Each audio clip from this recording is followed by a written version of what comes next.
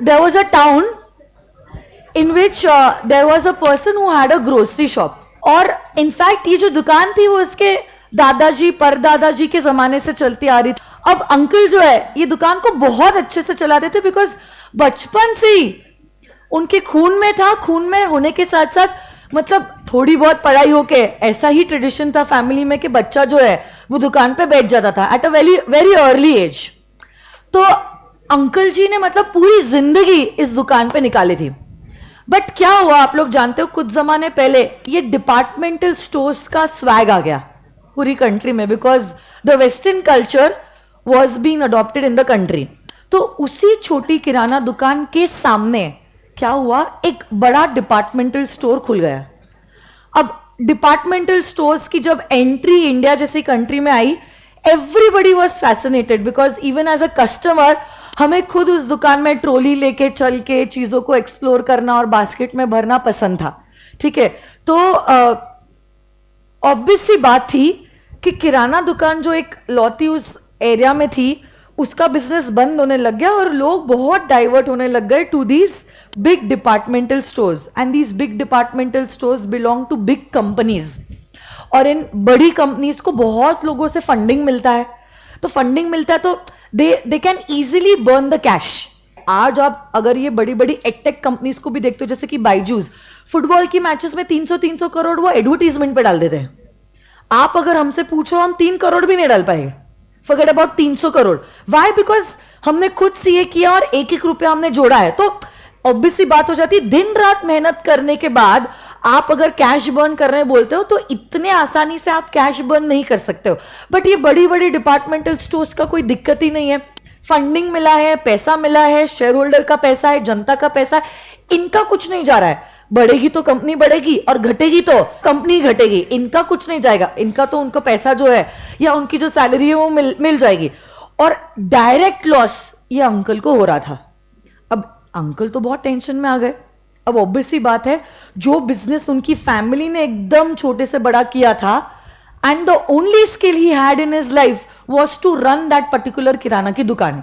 आज इस एज पे 50 की उम्र में अगर आप अंकल को बोलोगे कि आप ये धंधा बंद कर दो और कोई नया धंधा शुरू कर दो, that uncle can not do. तो ही वॉज वेरी शॉक्ड.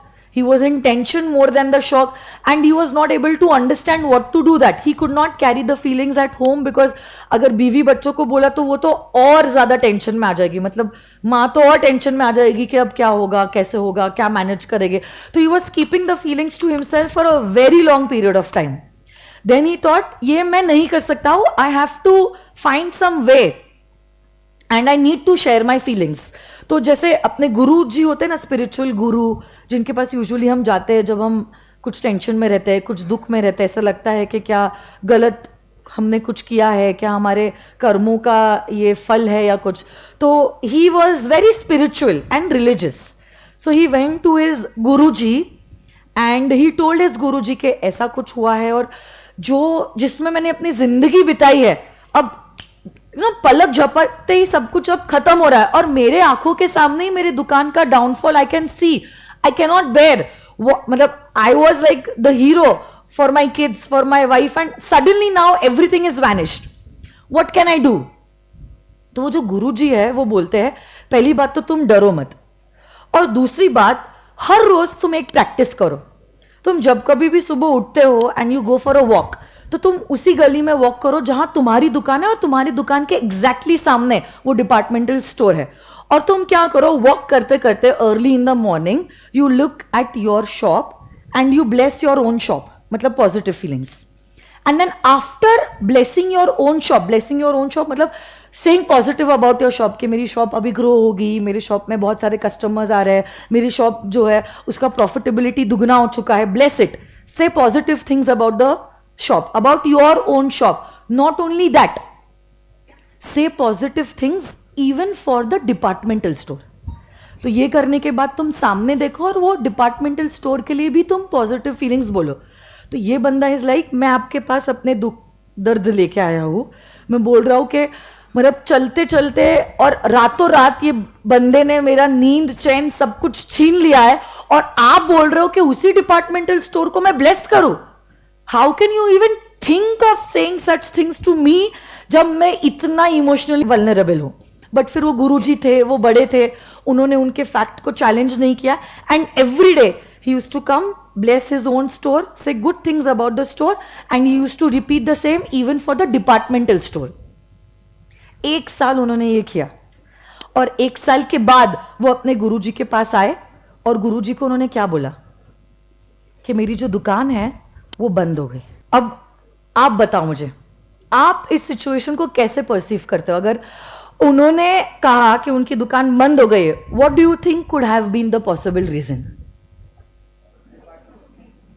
आपको क्या लगता है? उससे भी बड़ी दुकान खोली आपके हिसाब से? और कुछ?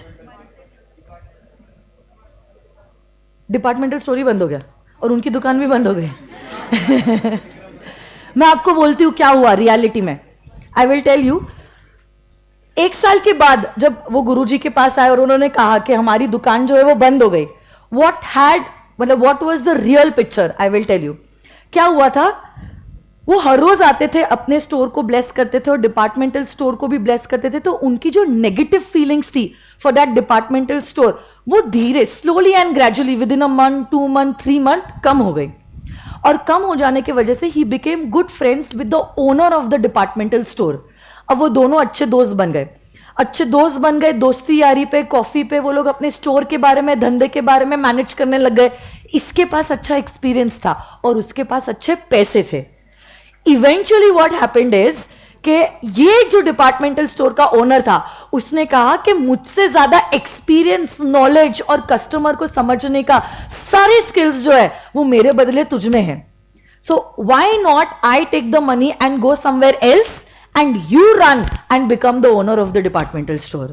और ऐसे करके he became the owner of the departmental store.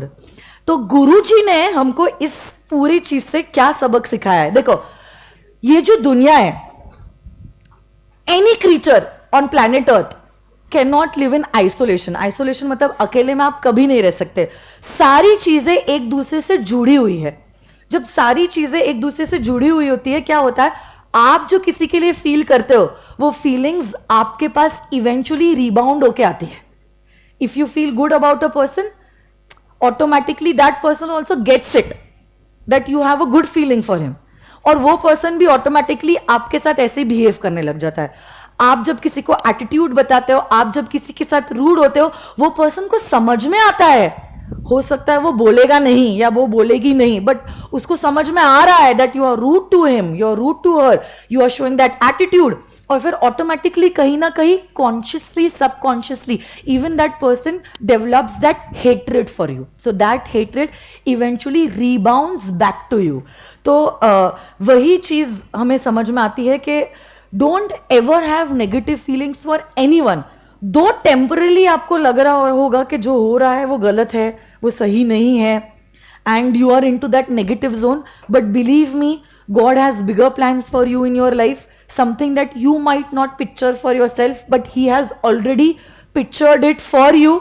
तो उस नेगेटिव जोन से बाहर आके get some positive feelings. I know उस टाइम पे it is too difficult to have that positive mentality, but if not positive, don't ever let yourself go into that negative zone. क्योंकि negative zone एक दलदल के बराबर है. आपको पता है दलदल क्या होता है? आप उसमें नीचे चलते जाते हो, चलते चले जाते हो, and then eventually there is a day when you feel that you can not come out of that zone, क्योंकि आप ऑलरेडी अंदर इतने बुरे फंस चुके हो कि आपको निकलने ही नहीं आता है.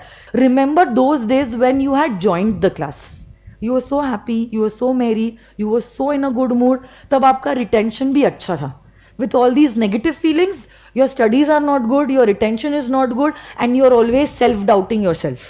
So right now is the time to change again and be that you were when you joined the class. And let go of all the negative feelings that are coming on to you, and say hi to all the positive feelings in you, and be focused and always be inspired and be blessed. Okay? All the best. Thank you so much.